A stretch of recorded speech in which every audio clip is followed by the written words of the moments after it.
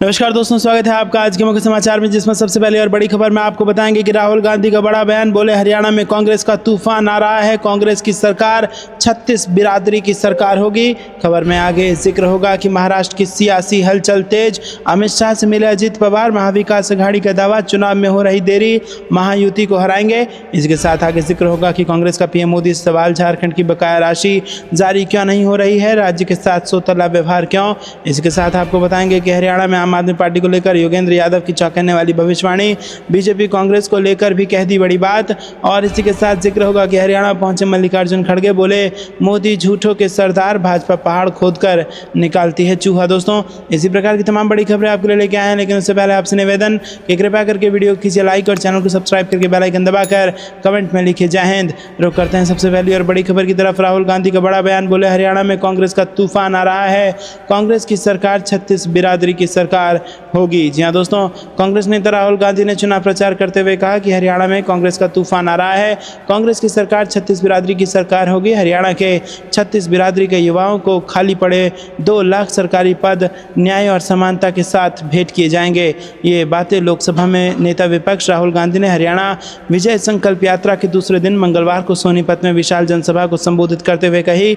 इस दौरान उनके साथ हरियाणा कांग्रेस अध्यक्ष उदय भान, कांग्रेस कार्य समिति के सदस्य सांसद दीपेंद्र सिंह हुड्डा, सांसद सतपाल ब्रह्मचारी समेत कई नेता मौजूद थे। यात्रा सुबह बहादुरगढ़ से शुरू हुई और इसके बाद सोनीपत से होते हुए गोहाना पहुंची। शाम को गोहाना की सब्जी मंडी में विशाल जनसभा का आयोजन हुआ। यात्रा के दौरान लोगों का हुजूम देखने को मिला। स्थानीय लोगों द्वारा जगह जगह फूलों की वर्षा और नारेबाजी कर यात्रा का भव्य स्वागत किया गया। सोनीपत में आयोजित जनसभा के दौरान राहुल गांधी ने भाजपा और छोटी पार्टियों की मिलीभगत को उजागर किया। उन्होंने कहा कि हरियाणा में छोटी छोटी पार्टियां भाजपा की BCD टीम है। उन्होंने कहा कि विधानसभा में लड़ाई केवल भाजपा और कांग्रेस के बीच में है, लड़ाई अंबेडकर जी और गांधी जी के संविधान को बचाने की है। वरिष्ठ कांग्रेस नेता ने कहा कि हिंदुस्तान के दलितों, पिछड़ों, गरीबों को जो भी मिला वो सभी संविधान की देन है। संविधान में लिखा है कि हिंदुस्तान के सभी नागरिक एक समान हैं, लेकिन नरेंद्र मोदी अरबपतियों का लाखों करोड़ों का कर्ज माफ़ करते हैं, उनकी मदद करते हैं, अडानी को फ़ायदा पहुँचाने के लिए 3 काले कानून लाते हैं, लेकिन प्रधानमंत्री गरीबों, महिलाओं, किसानों का कर्ज माफ़ नहीं करते और रोजगार का सिस्टम खत्म कर देते हैं। यह संविधान पर आक्रमण है। RSS देश के संस्थाओं में अपने लोगों को भर्ती करती है, वहीं गरीबों और वंचितों को इन संस्थाओं में जगह नहीं मिलती। ये संविधान पर आक्रमण है। भाजपा संविधान को खत्म करना चाहती है, अपनी जान देकर भी कांग्रेस नेता इसकी रक्षा करेंगे। रुक करते हैं अगली ब्रेकिंग न्यूज़ की तरफ। महाराष्ट्र की सियासी हलचल, अमित शाह से मिले अजित पवार, महाविकास अघाड़ी का दावा, चुनाव में हो रही देरी, महायुति को हराएंगे। जी हां दोस्तों, महाराष्ट्र विधानसभा चुनाव से पहले राज्य में बैठकों का दौर जारी है। एक और महायुति से उप मुख्यमंत्री अजित पवार ने बुधवार को केंद्रीय मंत्री और भारतीय जनता पार्टी के वरिष्ठ नेता अमित शाह से मुंबई में मुलाकात की, तो दूसरी ओर विपक्षी गठबंधन महाविकास अघाड़ी में भी सीटों के बंटवारे को लेकर मंथन हो रहा है। दोनों ही दल जल्द से जल्द सीटों के बंटवारे को अंतिम रूप देने में लगे हुए हैं। हालांकि बैठक में क्या बात हुई, इस बारे में अभी कोई जानकारी नहीं है। इस बीच महाराष्ट्र के कांग्रेस प्रभारी रमेश चेन्नीथला ने दावा किया कि महाविकास अघाड़ी आगामी राज्य विधानसभा चुनावों में सत्तारूढ़ महायुति को हराएगी। उन्होंने ये भी दावा किया कि चुनाव में देरी हो रही है, सीट बंटवारे पर बातचीत सुचारू रूप से आगे बढ़ रही है, विपक्षी गठबंधन एकजुट होकर चुनाव लड़ेगा, महाविकास अघाड़ी घटकों के बीच कोई मतभेद नहीं है। मणि भवन में महात्मा गांधी की 155वीं जयंती पर उन्हें श्रद्धांजलि देने के बाद चेन्नीथला ने कहा कि हम महायुति को हराएंगे, सवाल यह है कि चुनाव कब होंगे। रुक करते हैं अगली ब्रेकिंग न्यूज़ की तरफ। कांग्रेस का पीएम मोदी से सवाल, झारखंड की बकाया राशि जारी क्यों नहीं हो रही है, राज्य के साथ सौतेला व्यवहार क्यों। जी हां दोस्तों, आपको बता दें कि कांग्रेस ने बुधवार को केंद्र सरकार पर झारखंड के साथ सौतेला व्यवहार करने का आरोप लगाया और कहा कि प्रधानमंत्री नरेंद्र मोदी को यह बताना चाहिए कि राज्य की बकाया 1.36 लाख करोड़ रुपए की राशि क्यों नहीं जारी की जा रही है। प्रधानमंत्री नरेंद्र मोदी झारखंड के हजारीबाग का दौरा करेंगे और इस दौरान धरती आबा जनजाति ग्राम उत्कर्ष अभियान की शुरुआत करने के अलावा 83,300 करोड़ रुपए से अधिक की विभिन्न परियोजनाओं का उद्घाटन और शिलान्यास करेंगे। कांग्रेस महासचिव जयराम रमेश ने एक्स पर पोस्ट किया कि आज जब प्रधानमंत्री झारखंड में हैं तब उन्हें इन सवालों के जवाब जरूर देने चाहिए। वो झारखंड का बकाया 1.36 लाख करोड़ रुपए क्यों नहीं जारी कर रहे हैं, प्रधानमंत्री झारखंड के 8 लाख लोगों को घर देने के अपने वादे को पूरा क्यों नहीं कर रहे हैं, वो इंजीनियरिंग कॉलेज कहाँ हैं जिनका प्रधानमंत्री ने 2014 में वादा किया था। उन्होंने कहा कि केंद्र सरकार पर अभी भी झारखंड का कोयला रॉयल्टी और केंद्रीय योजना लाभ का लाखों करोड़ रुपए बकाया है। झारखंड में कोयला खदानें कोल इंडिया लिमिटेड की सहायक कंपनियों द्वारा संचालित की जाती है, जिन पर राज्य सरकार का भारी पैसा बकाया है। जयराम रमेश के अनुसार भूमि मुआवजे के 1,01,142 करोड़ रुपए और धुले हुए कोयले की रॉयल्टी के 2500 करोड़ रुपए का बकाया भी लंबित है। उन्होंने कहा कि विपक्ष शासित राज्यों में भाजपा के ट्रैक रिकॉर्ड को देखते हुए झारखंड के साथ सौतेला व्यवहार होना कोई आश्चर्य की बात नहीं है, लेकिन ये बेहद दुर्भाग्यपूर्ण है। रुक करते हैं अगली ब्रेकिंग न्यूज़ की तरफ। हरियाणा में आम आदमी पार्टी को लेकर योगेंद्र यादव की चौंकाने वाली भविष्यवाणी। बीजेपी कांग्रेस को लेकर भी कह दी बड़ी बात। जी हाँ दोस्तों, हरियाणा विधानसभा चुनाव को लेकर चुनावी रणनीतिकार योगेंद्र यादव ने बता दिया है कि हरियाणा में चुनाव के क्या परिणाम होने वाले हैं। उनका कहना है कि विधानसभा चुनाव के 3 संभावित परिणाम हो सकते हैं। पहला ये कि भाजपा के खिलाफ हवा चलेगी और कांग्रेस को बहुमत मिलेगा।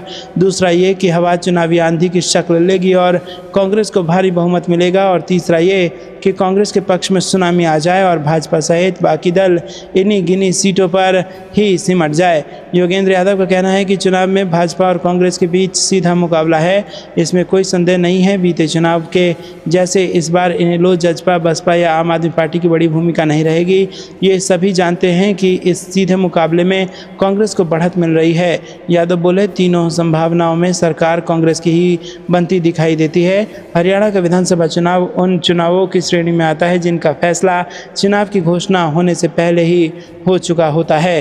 रुक करते हैं अगली ब्रेकिंग न्यूज़ की तरफ। हरियाणा पहुंचे मल्लिकार्जुन खड़गे, बोले मोदी झूठों के सरदार, भाजपा पहाड़ खोद कर निकालती है चूहा। जी हाँ दोस्तों, कांग्रेस राष्ट्रीय अध्यक्ष मल्लिकार्जुन खड़गे ने चरखी दादरी जिले के भाड़हा विधानसभा क्षेत्र में आयोजित रैली को संबोधित करते हुए भाजपा व प्रधानमंत्री पर जमकर निशाना साधा। उन्होंने कहा कि मोदी झूठों के सरदार हैं, जबकि भाजपा पहाड़ खोदकर चूहा निकालती है। वर्ष 2014 में सत्ता संभालने से पहले मोदी ने तो देशवासियों से वादे किए, उन्हें 10 साल के शासन के बाद भी नहीं निभाया। मल्लिकार्जुन खड़गे ने कहा कि वर्ष 2014 के चुनाव से पहले मोदी ने कहा था कि कांग्रेस नेताओं का काला धन विदेश में है और अगर भाजपा की सरकार बनी तो उसे देश में वापस लाकर प्रत्येक देशवासी के खाते में 15 लाख डालूंगा। उनका ये वादा जुमला साबित हुआ। हर साल 2 करोड़ युवाओं को नौकरी देने का वादा भी मानो उन्होंने नहीं निभाया। यहाँ पर हरियाणा की बात करें तो 5 लाख युवाओं को नौकरी देने की बात कही जा रही है, जबकि अब तक 1,60,000 स्थायी पद खाली पड़े हैं। दोस्तों रुक करते हैं अगली ब्रेकिंग न्यूज़ तरफ। हरियाणा में प्रियंका गांधी की रैली, बोली बीजेपी सरकार में किसानों के साथ अन्याय हुआ, खिलाड़ियों को सड़क पर घसीटा। जी हाँ दोस्तों, कांग्रेस की महासचिव प्रियंका गांधी का जुलाना में भव्य स्वागत किया गया। इस दौरान विनेश फोगाट ने प्रियंका गांधी को गदा भेंट कर सम्मानित किया। रैली को संबोधित करते हुए प्रियंका गांधी ने कहा कि बहनों और भाइयों, राम राम। हरियाणा प्रदेश किसानों का प्रदेश है। 8 साल पहले मेरी बेटी 15-16 साल की थी, तब मेरी बेटी हरियाणा के लिए बास्केटबॉल खेली। जब उसको यहाँ आना था, सर्दी का समय था, मैं चाहती थी कि वो यहाँ आए। मैं यहाँ आई, जिंद के पास की जगह थी जहाँ कोचिंग सेंटर था। मैं जब कैंप में जाऊँगी तो सबको पता चलेगा कि वो मेरी बेटी है। मैंने दूर ही बेटी को छोड़ दिया। मैंने खेत में एक दादाजी को देखा तो मैं खेत में चली गई, उनसे बात करने गई। दादाजी कटाई कर रहे थे, मैंने थोड़ी कटाई उनके साथ कर ली। उन्होंने मेरे को पहचाना नहीं। दादाजी ने कहा कि बेटा चलो घर चलो, कुछ आराम कर लेना। मैं भी उनके साथ घर चली गई और उन्होंने मुझे खाना खिलाया, चाय पिलाया और मेरे को अपना लिया। मुझे भी उनके साथ में भी घुल मिल गई और 4 घंटे में मैं उनके घर रही। दोस्तों, अचानक उनका बेटा आ गया और उन्होंने मेरे को पहचान लिया। तब मुझे बताना पड़ा कि मैं प्रियंका गांधी हूँ। तब आसपास के लोगों को पता चला तो काफ़ी लोग आ गए। आज भी दादाजी और उनके बेटे मनोज मुझसे मिलने आते हैं। आज तक उन्होंने मुझे कुछ भी नहीं मांगा और यही है हरियाणा की संस्कृति और संस्कार। यही हरियाणा की खासियत है। जो आपका प्रदेश है और मेरा परिवार है, हमारा रिश्ता बहुत गहरा है। रुक करते हैं अगली ब्रेकिंग न्यूज़ की तरफ। राहुल गांधी के चुनावी रथ ने पकड़ी रफ्तार, कांग्रेस गढ़ को दी मजबूती। जी हाँ दोस्तों, आपको बता दें कि लोकसभा में नेता प्रतिपक्ष राहुल गांधी का चुनावी रथ रफ्तार पकड़ रहा है। दूसरे दिन राहुल गांधी हरियाणा विजय संकल्प यात्रा के चुनावी रथ पर बहादुरगढ़ से सवार हुए और 5 विधानसभाओं से होते हुए सोनीपत में रुके। राहुल गांधी के धुआंधार प्रचार अभियान से भाजपा पिछड़ती नजर आ रही है। भाजपा के पास स्टार प्रचारकों में केवल प्रधानमंत्री नरेंद्र मोदी, केंद्रीय गृह मंत्री और यूपी सीएम योगी आदित्यनाथ चुनावी रैलियां कर रहे हैं, मगर राहुल गांधी ने चुनावी रैलियों की रिवायत को बदलते हुए आमजन से सीधा संवाद शुरू किया है। मंगलवार को राहुल गांधी का चुनावी रथ बहादुरगढ़ से शुरू हुआ और खरखौदा, गन्नौर, गोहना से होते हुए सोनीपत में रुका। सोनीपत में राहुल गांधी ने चुनावी जनसभा को संबोधित किया और भाजपा पर खूब तीखे वार किए। राहुल गांधी के चुनावी रथ में हरियाणा कांग्रेस अध्यक्ष उदय भान, सांसद दीपेंद्र सिंह हुड्डा, सांसद सतपाल ब्रह्मचारी समेत कई नेता मौजूद थे। यात्रा सुबह बहादुरगढ़ से शुरू हुई और इसके बाद सोनीपत से होते हुए गोहना पहुंची। स्थानीय लोगों द्वारा जगह जगह फूलों की वर्षा और नारेबाजी कर यात्रा का भव्य स्वागत किया गया। प्रदेश कांग्रेस अध्यक्ष उदय भान ने कहा कि भाजपा सरकार को उखाड़ फेंकने का समय आ गया है। 5 अक्टूबर को अपना एक एक वोट कांग्रेस प्रत्याशी को देकर उन्हें विजय बनाएं। प्रदेश में कांग्रेस सरकार आते ही किसानों को धान का पैसा मिलेगा। वहीं सांसद दीपेंद्र हुड्डा ने कहा कि हरियाणा में भाजपा सरकार ने पीपीपी की आड़ में परिवार परेशान पत्र बना दिया है। निजी कंपनियों को फायदा पहुंचाने और ठेका देने के लिए हरियाणा के लाखों परिवारों को परेशान कर दिया गया। कांग्रेस सरकार आने पर परिवार पहचान पत्र खत्म किया जाएगा। तो दोस्तों, आपको यह कुछ लगता है कमेंट में जरूर बताइए और वीडियो को लाइक नहीं किया तो लाइक जरूर कीजिएगा। रुक करते हैं अगली ब्रेकिंग न्यूज की तरफ। हरियाणा बहादुरगढ़ में राहुल गांधी ने किया रोड शो, जिसमें उमड़ा जन सैलाब। जी हां दोस्तों, हरियाणा विधानसभा चुनाव में सभी पार्टियां जोर शोर से चुनाव प्रचार में जुटी हुई है और इसी बीच नेता प्रतिपक्ष और कांग्रेस सांसद राहुल गांधी बहादुरगढ़ पहुंचे, जहां उन्होंने रोड शो किया। रोड शो को बड़ी संख्या में इसमें लोग शामिल हुए। और दोस्तों, इसी के साथ आपको बता दें कि लोकसभा में विपक्ष के नेता और कांग्रेस सांसद राहुल गांधी ने कहा कि जब हम सत्ता में आएंगे तो एलपीजी गैस सिलेंडर जो अभी 1200 रुपए में बेचा जा रहा है वो 500 रुपए में प्रति सिलेंडर उपलब्ध होगा। हर महीने महिलाओं को 2000 रुपए दिए जाएंगे। हरियाणा के सोनीपत में एक चुनावी रैली को संबोधित करते हुए राहुल गांधी ने कहा कि मुझे रास्ते में एक व्यक्ति ने बताया कि मैं एक छोटा बिजनेस चलाता हूं, लेकिन हरियाणा सरकार और नरेंद्र मोदी ने मुझे बर्बाद कर दिया। नरेंद्र मोदी ने नोटबंदी और गलत जीएसटी लागू की और बैंक के दरवाजे बंद कर दिए। ये सिर्फ अडानी अंबानी को फायदा पहुंचाना चाहते हैं। राहुल गांधी ने कहा कि पूरा देश जानता है कि बीजेपी सरकार 2-3 अरबपतियों की मदद करने के लिए चलाई जा रही है। और उन्होंने कहा कि हरियाणा के लोग सेना में जाते थे, लेकिन नरेंद्र मोदी ने अग्निवीर योजना लाकर इस रास्ते को भी बंद कर दिया है। अग्निवीर योजना हिंदुस्तान के जवानों से पेंशन, कैंटीन और शहीद का दर्जा चोरी करने का तरीका है। रुक करते हैं अगली ब्रेकिंग न्यूज की तरफ। बुलडोजर एक्शन पर सुप्रीम कोर्ट ने असम सरकार को भेजा नोटिस, कहा बिना अनुमति नहीं होगी तोड़फोड़ की कार्रवाई। जी हां दोस्तों, सुप्रीम कोर्ट ने शीर्ष अदालत के उस आदेश के कथित उल्लंघन के लिए अवमानना कार्रवाई शुरू करने के अनुरोध वाली याचिका पर असम सरकार और अन्य से जवाब मांगा है, जिसमें कहा गया था कि उसकी अनुमति के बिना देश में तोड़फोड़ की कार्रवाई नहीं होगी। न्यायमूर्ति BR गवई और न्यायमूर्ति KV विश्वनाथन की पीठ ने संबंधित पक्षों से मामले में यथास्थिति बनाए रखने को भी कहा है।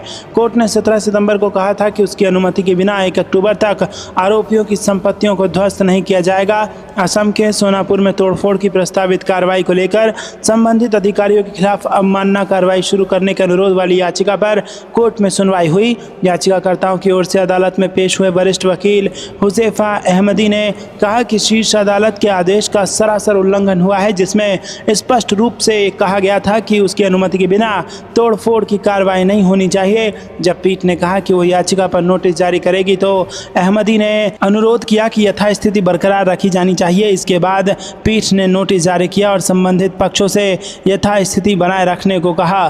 कोर्ट में दाखिल कई याचिकाओं में आरोप लगाया गया है कि कई राज्यों में अपराध के आरोपियों की संपत्तियों को ध्वस्त किया जा रहा है। कोर्ट ने 17 सितंबर को इन याचिकाओं पर सुनवाई करते हुए कहा था कि अवैध तोड़फोड़ का एक भी मामला संविधान की भावना के खिलाफ है। पीठ ने कहा था कि सुनवाई की अगली तारीख तक हम निर्देश देते हैं कि इस अदालत की अनुमति के बिना देश भर में कहीं भी तोड़फोड़ की कार्रवाई नहीं की जाएगी।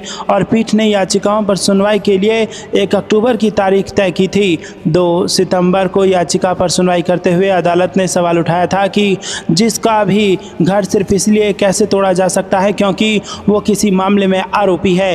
रुक करते हैं अगली ब्रेकिंग न्यूज की तरफ। सोनम वांगचुक की हिरासत को लेकर बढ़ा सियासी घमासान, समूचे विपक्ष के निशाने पर आ गई मोदी सरकार। जी हां दोस्तों, लद्दाख के पर्यावरण व सामाजिक कार्यकर्ता सोनम वांगचुक को हिरासत में लिए जाने को लेकर सियासी संग्राम चरम पर है। इसे लेकर कांग्रेस सहित विपक्षी दलों ने मोदी सरकार को निशाने पर लिया है। कांग्रेस अध्यक्ष मल्लिकार्जुन खड़गे और लोकसभा में नेता प्रतिपक्ष राहुल गांधी ने मंगलवार को कहा कि पर्यावरण कार्यकर्ता सोनम वांगचुक और कई अन्य लद्दाख वासियों को हिरासत में लिया जाना कायरतापूर्ण, अलोकतांत्रिक और अस्वीकार्य कार्रवाई है। केंद्र शासित प्रदेश को छठी अनुसूची में शामिल करने की मांग को लेकर राष्ट्रीय राजधानी तक मार्च करने वाले वांगचुक सहित लद्दाख के करीब 120 लोगों को दिल्ली पुलिस ने राष्ट्रीय राजधानी की सीमा पर हिरासत में ले लिया। खड़गे ने एक्स पर पोस्ट किया कि सत्ता के नशे में चूर मोदी सरकार ने लद्दाख से शांतिपूर्ण दिल्ली मार्च कर रहे नागरिकों को एक समूह को हिरासत में ले लिया है। ये और कुछ नहीं बल्कि एक कायरतापूर्ण कार्रवाई और पूरी तरह से अलोकतांत्रिक प्रकृति की कार्रवाई है। लद्दाख में संविधान की छठी अनुसूची के तहत आदिवासी समुदाय की सुरक्षा के लिए व्यापक आह्वान के साथ जन समर्थन की लहर बढ़ रही है।